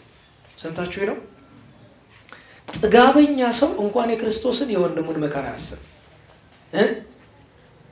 በገጀራ በእሳት ሰው የሚጨፈጭፍ ሰው እንዴት ብሎ ያስበዋል? እስኪ የክርስቶስን መከራ አስበን ትንሽ እናልቅስ። ትንሽ በረባ የሚወጣ እንባችን እስኪ የክርስቶስን መከራ አስበን እናልቅስ። እስቲ 40 እናልቅስ። እስቲ በ27 እናልቅስ። ምን ተይዜኑ ዜና ሞትከ ዘነጸረ በአይኑ ወዘሰማ በእዝኑ አይልም መልካም መድኃኒዓለም። በአይኑ ያንተን መከራ ያየ ዮሐንስ ምን ይናገር? በጆሮአችን የሰማንኛስ ምን እንናገር? ዮሐንስ ወንጌላዊ ከ70 ዘመን 30 ዘመን እንባ አልቅሷል። አይኑ እንባ ጨረሰ፣ ተመጦ አለቀ። ቆዳና አጥንቱ ተገናኘ። እርጥበት አላለቀ፣ የሰውነቱ እርጥበት አለቀ። ቀጥሎ የተረፈውን 20 ዘመን እጅ አለቀሰ። እጅ ታውቃላችሁ? ቁስል ላይ የሚወጣ የአይኑ ውስጥ ስለቆሰለ ስለ ክርስቶስ ሕማም እጅ አወጣ። ቀሪ 20 ዓመት ግን አይኑ ደም እያንጠፈጠፈ ነበር። ይሄንን አየ 13ቱን ሕማማት ቆጠረ። ቅዱስ ዮሐንስ ወንጌላዊ ያየውን መከራና ያለቀሰውን ለቅሶ ማንም አልቅሶት አያውቅም። በንስሐ አንባ አባታችን አዳም፣ ቅዱስ ዳዊት፣ ቅዱስ ጴጥሮስን እንደምንጠቅሰው ሁሉ ለክርስቶስ ፍቅር ሲባል እንደ ዮሐንስ ወንጌላዊ ያለቀሰ የለም። በእንባ የሚታወቁ ብዙ ቅዱሳን አሉ። እንደ ዮሐንስ ወንጌላዊ የለም። አማው ተከርሱ ከመነደሳቱ የሚለው አንጀቱ በጥፍ ነው የተቆረጠው። ለዚህ ሁሉ ግን ሽልማት ተሰጠው። የዛሬ ደንቆሮ መናፍቅ አልፈልግም የሚላት ድንግል ማርያም ነበረች ሽልማቱ። እግረ መስቀሉ ላይ የተሰጠው እሱ ነው። የእግዚአብሔርን እናትን የተቀበለ። እስኪ ልጠይቃችሁ እንደው በሞቴ እንዲያው በጣም ለምትወዱት ሰው ምንድነው የምትሰጡት? ከመድኃኔዓለም በቀር እናቱን የሰጠ ታውቃላችሁ? ደህና ዋላችሁ? ንገሩኝ። ከመድኃኒታችን በቀር እናቱን የሰጠ አለ? የለም እኮ። እስኪ ሰው እናታችሁን ለአንድ ደቂቃ እናታችሁን ሰው እንኳን ንግሥተ ነገሥት ድንግል ማርያም የእግዚአብሔር እናት። እስኪ እናቶቻችን እንሰባቸው። እስኪ እናታችሁን ስጡኝ ብላችሁ ትሰጡኛላችሁ? 99 ጊዜ ቢወድ እናቱን ይሰጣል። ጌታችን ግን እናቱን ሰጠው ስጦታ። ነያ እምከ ነሃት እናት ለሷም ልጅ ሆነሽ ነው ወልድኪ ብሎ። ይሄ ነው ቅዱስ ዮሐንስ ማለት ድንግል ማርያም። ነሳውት ውረድ ዋይተዋ ቤቶ። ይሄ ደቀ መዝሙር ቅዱስ ዮሐንስ ወደ ቤት ወሰዳት ይላል። ድንግል ማርያም ወደ ቤታችን ትምጣልን፣ በልቦናችን ትደርልን፣ ልቡናን የሚያቃጥል ፍቅሯን ተሳድርብን። በእውነት 15 ዓመት አብሯት ሲኖር አቤት እንዴት ደስተኛ ነበረ። ደል አንድ ቀን አብረናት በኖርንና በሞትን የእናንተን አለቀም አንድ ቀን አብሬያት ብዬ በሞት ደስ ይለኝ ነበረ። አንድ ቀን አይተናት አንዲት ቀን እንደው ባይ 15 ዓመት ያ ሁሉ ባሕረ ጥበብ እስከሚሆን ምስጢር እየገለጠችለት እያንዳንዱ ነገር ደመና እየጠቀሰ እየሰገደላት ዮሐንስ ወንጌላዊ ማለት ነው። በኤፌሶን ሄደ አስተማረ። ሮምና የምትባል ሴትስ በጥፊ መታቸው። ለምን መሰላችሁ? እንደዚህ ዘመን ሰው ሞኝ ነበረች። ኋላ አምና ግን ቅድስት ሆናለች።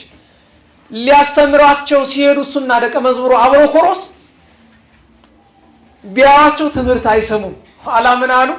እኛ እኮ የአባትሽ ባሮች እኮ ነን አሏት። ዘመን ሰው እንኳን ባሪያንን ብለ ነው። አሁን እንደው ሰብሰብ ብለን እንደው እናንተ የአባታችሁ ባሮች እኮ ብንላቸው ምን ይሉን ይሆን? ናበል እርገጥነን ለመቼም ነው አሉ። አንተ እሳት ታነዳለህ፣ አንተ ገንዳ ታጥባለህ አለቻቸው። የእግዚአብሔርን ሐዋርያት መላእክት የሚፈሯቸው ቅዱስ ዮሐንስ ወንጌላዊን አላያችሁም? በዮሐንስ ራእይ 19 እና 22 ላይ ለመላኩ ሲሰግድለት መላኩ ምን አለ? እንዳታደርገው ተጠንቀቅ፣ አትስገድልኝ ተባለ። ይሄን ደንቆሮ መናፍቅ ወስዶ ለመላክ ስግደት አይገባም እና ላንተ ልስገድልህ ጫማውን ያስማል አይደል? በየመድረኩ ያ ፓስተር ለመላክ ስግደት አይገባም። እሱ ማን ነው ታዲያ? ለነገሩ አዎ መላክ ነኝ ሊለኝ ከሆነ ደስ ይለኛል። ለምን? አንድ ነገድ አለ ለምሳሌ የሚበቃ ከዛ ነገድ ይሆናል። ምናልባት መላክ ነኝ ካለ እንግዲህ ከሱ ሆኖ ነው የሚሆን ጫማዬን ሳሙኝ።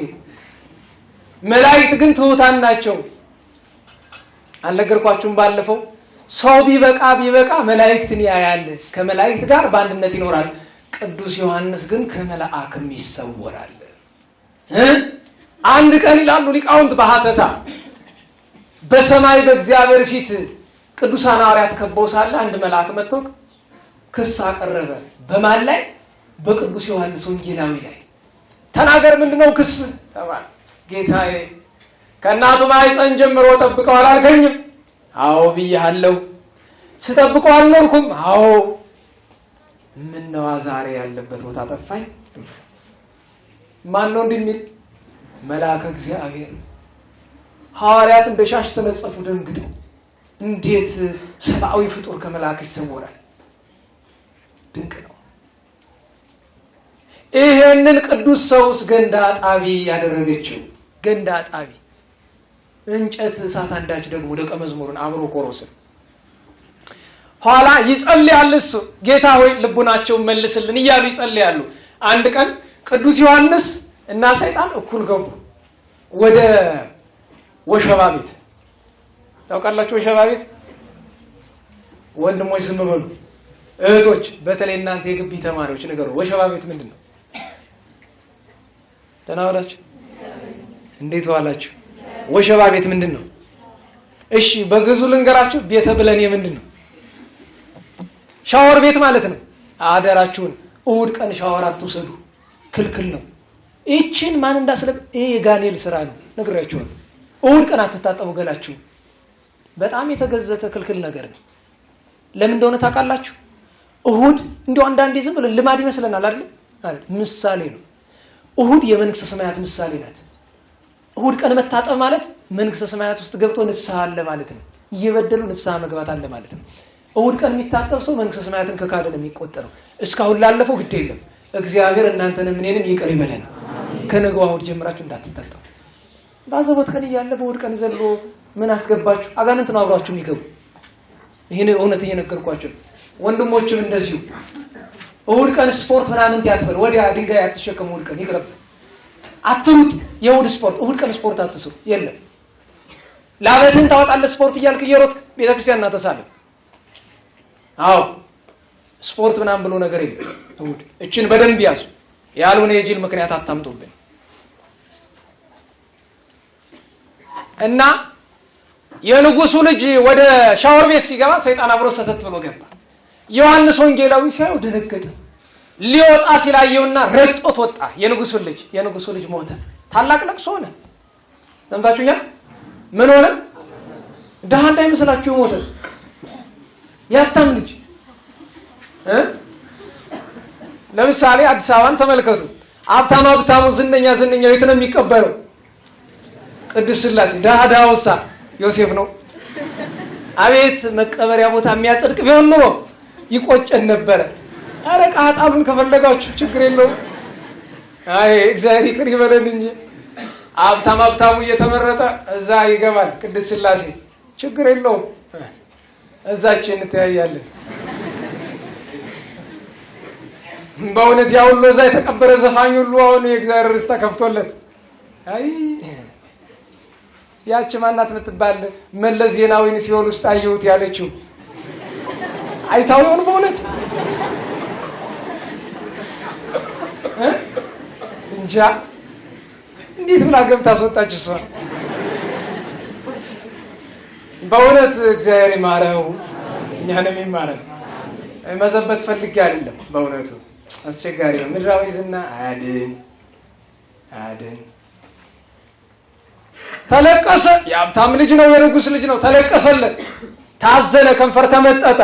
እንደ ዛሬ ቢሆን ደግሞ ለዚህ ያህል ቀን ሐዘን፣ ብሔራዊ ሐዘን ታውጇል ይባል ነበር። የለም። ዮሐንስ መጥቶ ሲያይ ሮምና ተናደደች። አንተ ልዘብትብኝ የመጣ ብላ በጥፊ ምንም ሳያረጋት።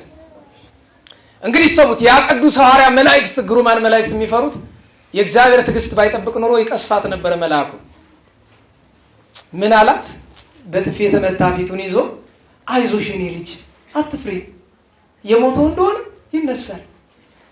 እንዲህ የሚል አባት እኮ ዛሬ አባቶቻችን እንኳን ጥፊ አሁን መታችሁ በጥፊ ብትመቱኝ ምንድነው ማድረግ? ሁለት ጊዜ የሚጨምርላችሁ ነው። ይሆናል። አልሰማችሁም የጥፊውን ነገር? እዛ ግልጽ የተደረገውን ነገር ይሄን ለሚመታ ይሄን ስጠው ብለው ሲያስተምሩ ካህኑ ይሰማቸዋል። ይሄን ቄስ ልፈትነው ነኝ ብሎ ሲወጡ ጠብቆ በጥፊ ዞር አደረጉለት። ደከማቸው። ዞር ሲሉ ሶስተኛ ሊማታ ያዝ አደረጉ። እንዲህ አባታችን አውለው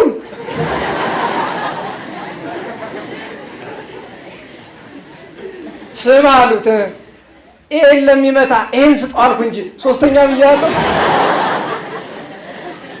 ይላል መጽሐፉ። ሶስተኛ አይልም። ቅዱስ ዮሐንስ ግን አይዞሽ ይነሳል አላት። እንዳለም አልቀረም። ጸሎት አድርሶ በትምህርተ መስቀል በስመ ሥላሴ አማቶ እፍ ቢልበት ብድግ ብሎ ቆመ። እግዚአብሔር መጥቶ ከኔ ብላ እግር ወደቀች። እግዚአብሔር አይደለሁም እኔ ባሪያው ነኝ አገልጋዩ ነኝ ብሎ አሳምኖ አስተምሮ አጥምቋታል። እንዲህ ብዙ አገልግሏል። ራእዩን ጻፈ፣ በደሴተ ፍጥሞ ወንጌሉን ጻፈ፣ 3 መልእክቶችን ጻፈ፣ ቅዳሴውን ለነጎድጓድ የሚባላል እሱንም ጻፈ፣ ሰኔ ጎልጎታን ጻፈ፣ በጣም ብዙ ጻፈ ይሄ ቅዱስ ሐዋርያ። ከዚያ መጨረሻ ላይ ተሰወረ። ሰላም ለቅዳሴ ቤትከ በእስክንድርያ ሀገር ባለው አርኪ ላይ ተገኝቷል።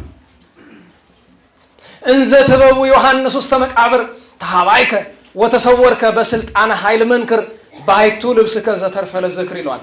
ልብሱ ሲገኝ አካሉ ግን ተሰውሯል። ይሄ ቅዱስ ዮሐንስ ወልደ ነጎድጓድ ወንጌላዊ ነው። ሰዓት መሸ ብዬ እንዳልተወው ሁሌ በየዓመቱ እየዘለልኩ ብዬ ነው። በረከቱ ጸጋው ይደርብን፣ ፍቅሩ ይደርብን። ቅሪታ ልናገር በዚሁ ዮሐንስ ወልደ ነጎድጓድ ታቦት ልናነግስ ሄደን ነበር። መድረክ ላይ ስለ ቅዱስ ዮሐንስ ከሊቃውንቱ ለዘብ አመላለስ በቀር ምንም ትምህርት ሳንሰማ ነው የቀረነው። ለምን? እኔ ገርመኛል። መናፍቁ ክርስቶስ ተጋረደ ስለ ቅዱሳን ብቻ ነው የሚሰበክ ይላል። ስለ ቅዱሳን ብቻ የሚሰበክበት ቦታ አለ እንደ ኢትዮጵያ ውስጥ የለም እኮ።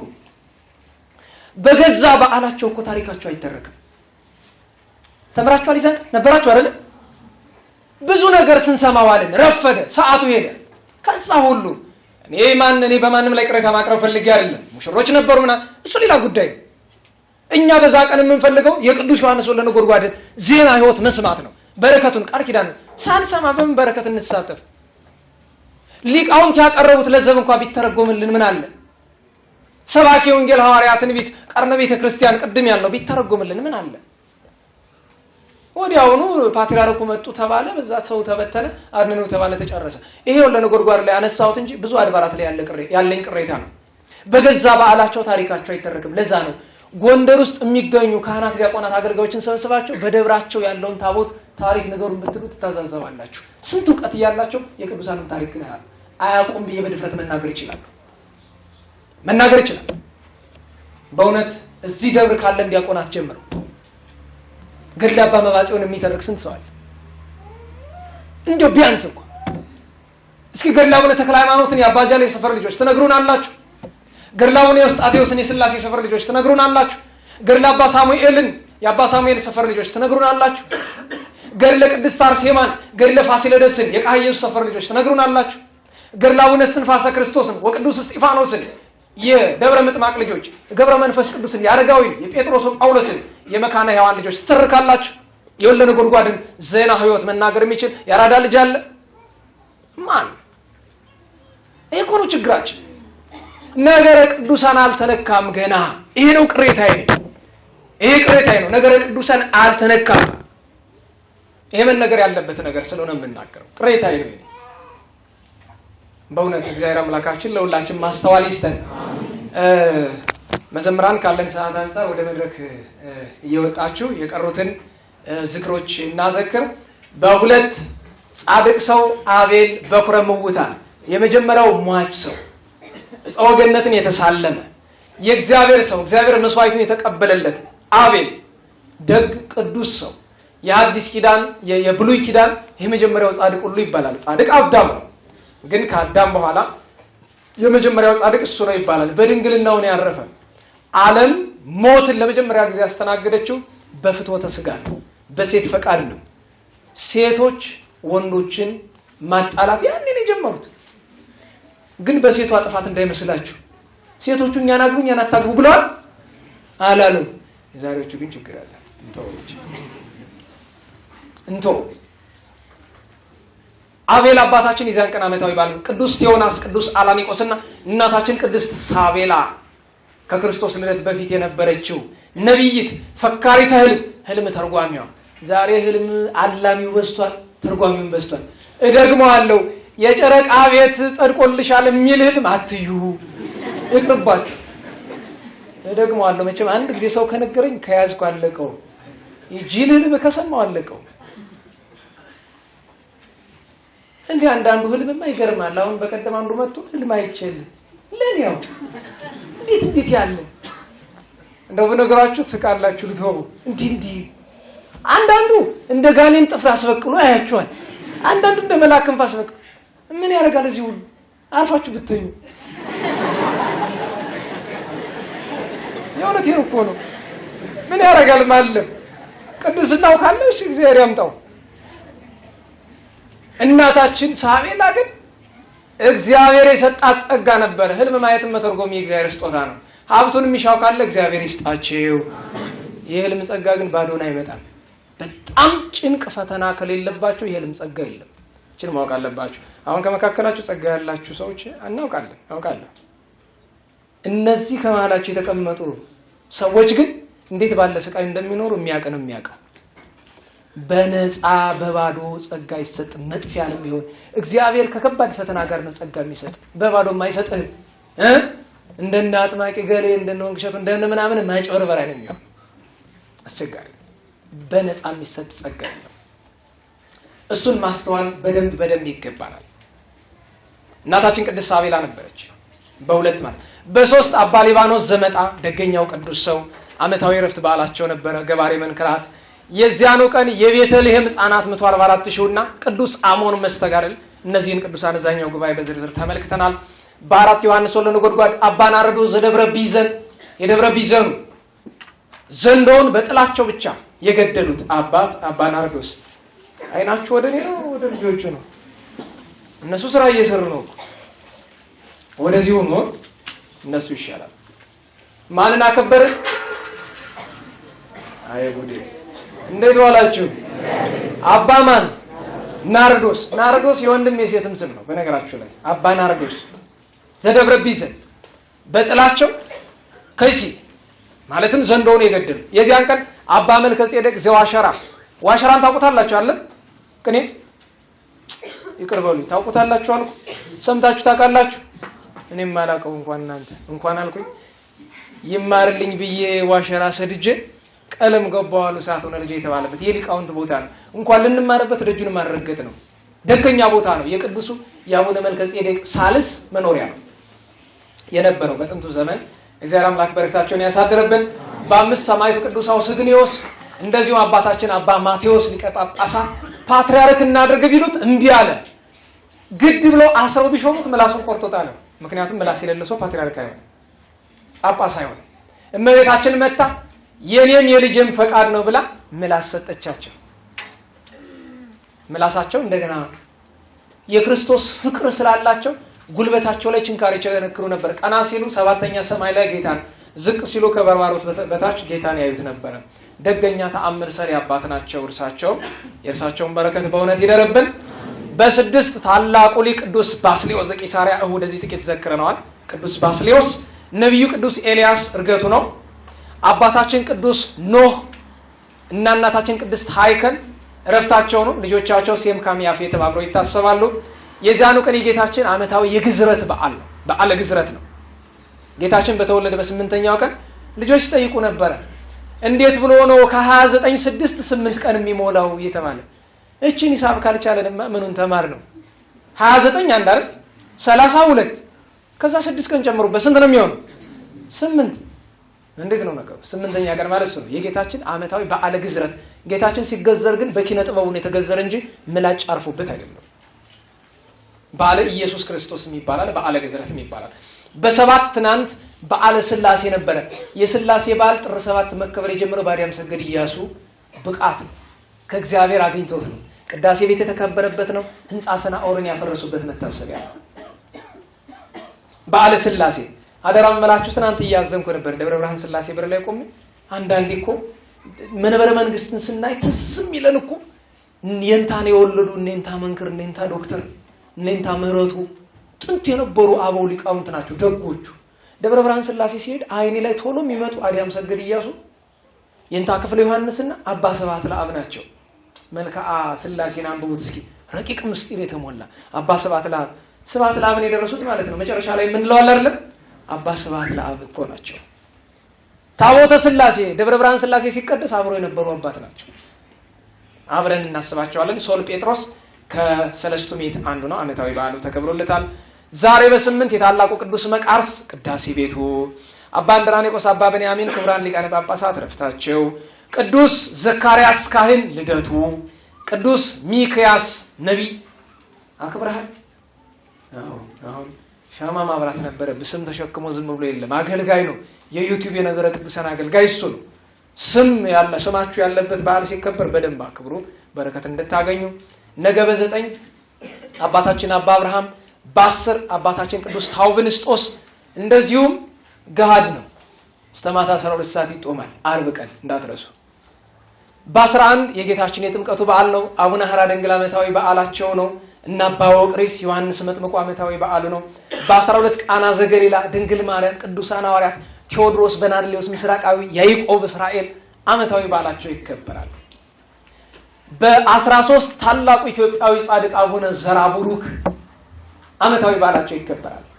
በ14 አባ አርከሌድስ እናታችን ቅድስት ምህራኤል በፊልም የምታውቋት ሞራኤል በሚለው ማለት ነው። ቅድስት ምህራኤል ዓመታዊ በዓልና አባ አርከሌድስ ሁሉ በ15 ቂርቆስ ወየሉጣ፣ ቅዱስ አብድዩ፣ ቅዱስ ጎርጎርዮስ ዘኑሲስ ዓመታዊ በዓላቸው ይከበራል። የምንገናኘው የቂርቆስ ወየሉጣ በዓል በ15 ይሆናል ማለት ነው። የእግዚአብሔር ቸርነቱ የቅድስት ድንግል ወላዲተ አምላክ ማርያም ጣዕመ ፍቅሯ የቅዱሳን በረከት በሁላችን ላይ ይደርብን። ጣዕመ ዝማሬ እንካፈልና ስብሐት ብለን አመስግነን የምንጨርስ ይሆናል። ወደ ምስጋና እናልፋለን።